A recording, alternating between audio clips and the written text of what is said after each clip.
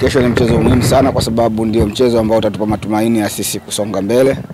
Kwa hiyo tumepata muda kidogo wa kuangalia wenzetu ambavyo wanavyocheza wapinzani wetu, na tumeona mapungufu yao na ubora wao ulipo.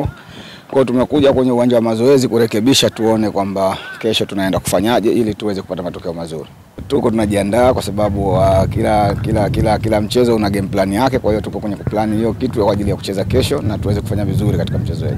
Tumepoteza nafasi zisizopungua 5 nafikiri. Sasa tumekuja kufanya kazi tangu jana ili kurekebisha kwamba nafasi zikipatikana tuweze kuzitumia. Wako tayari kujifunza na wana ari kabisa ya kufanya kwamba ili waweze kufanya vizuri katika mchezo wa kesho.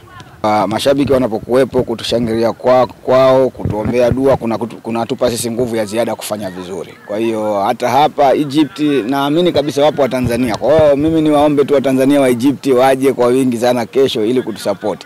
Uwepo wao kwenye uwanja, kutushangilia kwao kutatupa sana nguvu ya ziada sisi kuweza kufanya vizuri katika mchezo huo. Sisi mfumo wetu ni ule ule, isipokuwa tutafanya improvement baadhi ya maeneo kwamba ni kitu gani kifanyike ili tuweze kuwadhibiti wapinzani wetu.